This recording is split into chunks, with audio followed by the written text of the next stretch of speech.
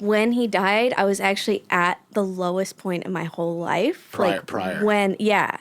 And like everything about my life had fallen apart. I was in New York. The pandemic had hit. My roommates lost their jobs, so my housing situation fell apart. My finances were a shit show. Like I was like working for a nonprofit. I was like not doing well at work, and then I like could hardly afford anything. Like my friends, like I had a falling out with like a good friend. Like I was actually struggling. Like I had an addiction to Adderall. Like I was struggling. Like I was not in a good place at all. Like my whole life was like spinning out of control. And then when he died, I was already at the lowest point of my life. And I just felt like I have to get it together right now. I don't know. Yeah, I guess it was like the shock and the event and being in the lowest point in my life that, like, yeah. So do you think there was almost only way up? Yeah, I guess, yeah. That's kind of what I'm saying, yeah. It's interesting because it feels like that would be almost the worst. You'd think it'd be the worst time. Right. Because you're already so low in so many ways. Right. But that's an interesting turn where maybe it could have been the best time if. Yeah. And based on how you reacted, and it felt like you got yourself out of that. Yeah. That's yeah. ironic. And it's also interesting. You said you struggled with anxiety and depression, and you perhaps didn't push through that so well. That's all you decide on that. But then you were able to kind of push the negative thoughts to your side during this. So yeah. What was that difference that you weren't able to cope with it without this to this? I think it was just like this shock. I think it was just like I have to get through this. Like I can't just dwell in this negative thinking right now. Like there's just not an option. What were the negative thoughts? Get through this. Well, just like my everyday negative thoughts that beat myself up all the time. Those kinds of thoughts. I get it. I'm just curious. You're like, which one? Yeah, no. yeah. No, the ones that are like, like depressed thoughts, like you're a failure, you'll never amount to anything. Those thoughts. Yeah, of course. Yeah. I talk to people as if I'm like, we all have those thoughts, right? And they're like, oh no, Laura, you're depressed. I think we do have negative thoughts. I battle with that all the time, but I think there's levels to it for sure. Yeah. So do you feel like you've overcome that in many ways? Yeah, it's still something I deal with, but I do think that going through this has helped me a lot. And going through this has helped you in regards to, and how? Just to be really honest with you, part of it was I started doing psychedelics like to help with my grief. Very nice. Okay. And I had done mushrooms once before my dad passed away, but so I was in his house and he died at the end of September and then of 2020. And then in December, one of my friends in Atlanta had a birthday party and she invited me and she was like doing this hike across all over the Atlanta Beltline, like hitting up breweries and stuff. But she was determined to make it like a real hike. Like she did some crazy amount of miles now, I don't remember. But I met up with her for her birthday party at this brewery and she's like, hey, we're on acid. Do you want some? And I didn't tell her that I had never done it before.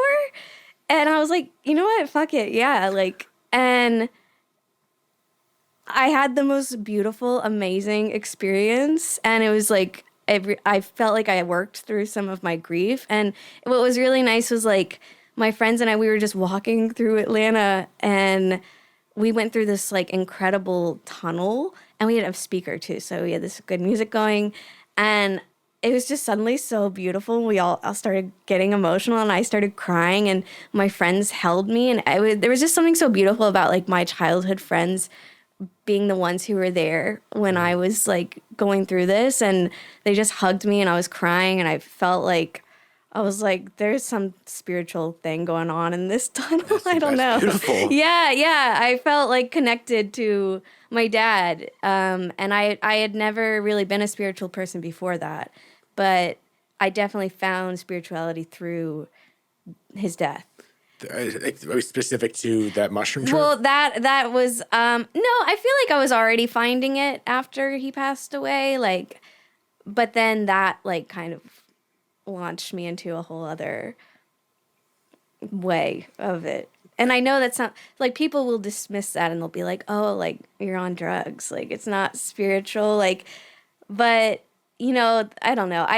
There's, like, this thought that, like, when you're on psychedelics, like, you're basically, your mind is like a radio receiver, and it can pick up on different frequencies if you have your receiver set to a different station, which can be done with a substance. Like, that's, like, a concept that I buy into. I get it. Yeah. I truly get it. I mean, I think, I mean, you call it drug, this or that, but it's real. Unless you've done it, you know, I've done mushrooms plenty of time. And for me, I haven't done it too many times of just like, oh, let's just do it to have a blast. But that's a lie. Actually, I definitely just lied. I've done it just to have fun.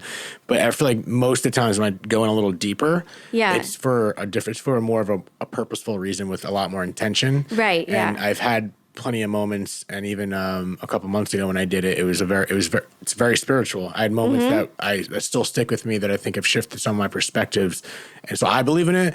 It's just interesting to hear that thought of how psychedelics have gotten you through your grief, because I've heard plenty of studies and stuff coming out now, microdosing, but that was a full on trip. Yes. So I'm curious of the benefits of psilocybin and doing mushrooms on a microdose aspect compared to your experience of having a full trip and a spiritual experience. Yeah.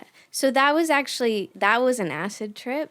Trip. Acid. Right. No worries. And then after that, I started doing mushrooms, and I was doing macrodoses. I was going on, I was doing trips, but it was kind of, I kind of just went on this journey where I couldn't have gotten any luckier with the friend group that I found in Atlanta, because I had some friends I knew there from growing up, because that's where I'm from. I don't know if I had said that earlier, but I found this friend group through someone I went to college with when I got there, and I just found the most incredible group of people, and we started doing mushrooms together, and it would kind of be this thing where we'd like have fun and party for the first hour or so, couple hours.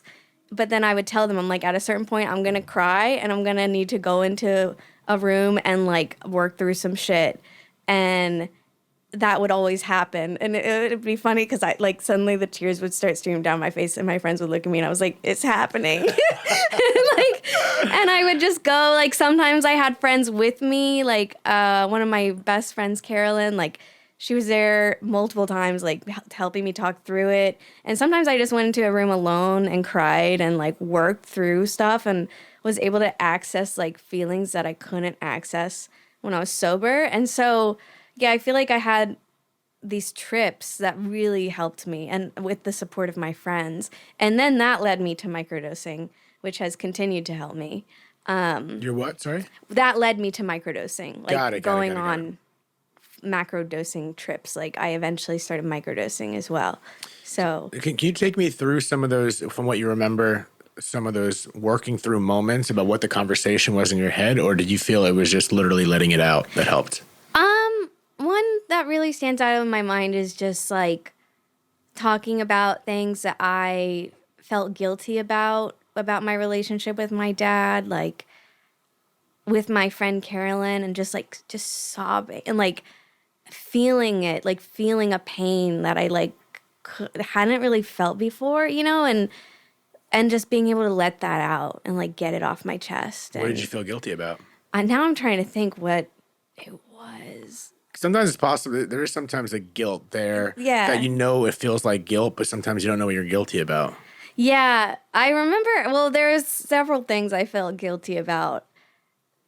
And I don't remember exactly what the story was. Maybe you don't feel guilty anymore, so you threw it over the shoulder. It might have been like a really dumb one. Because I remember talking to her about a really dumb thing I felt guilty about, where my dad like sent me this umbrella one time when I was living in New York, and it just like pissed me off because I didn't have any, I had lived in like a closet in New York. I had no space, and my dad kept sending me shit, which was really sweet. It was his way of like, showing me love. And I just remember when he sent me the umbrella, I was like, I don't have space for a fucking umbrella. I live in a shoebox. And I remember just like not being thankful to him for it. And then Yeah, that was just some random thing that after he died, I was like, I didn't thank him for the umbrella.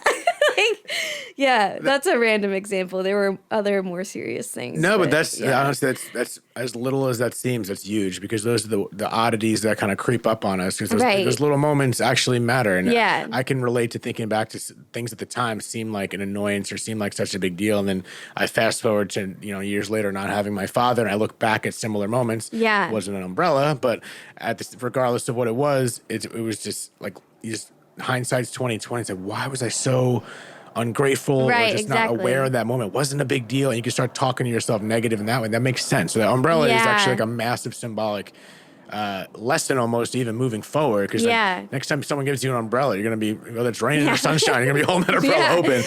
But it's such a beautiful lesson there in many ways, so it's not stupid. Yeah, it's definitely not stupid. 100% not. You. So thank you for sharing that, because I like specifying those guilty feelings, because I guarantee there's someone listening right now that feels guilt in many ways, whether it's could be a quote unquote bigger thing where you weren't there for them, whatever. But there are levels to that guilt, and especially when someone's gone and you had no resolution or time to see your dad at the end of life, that's going to eat you up. Doesn't matter how big or small it is. Yeah. Not being able to say goodbye was the hardest part.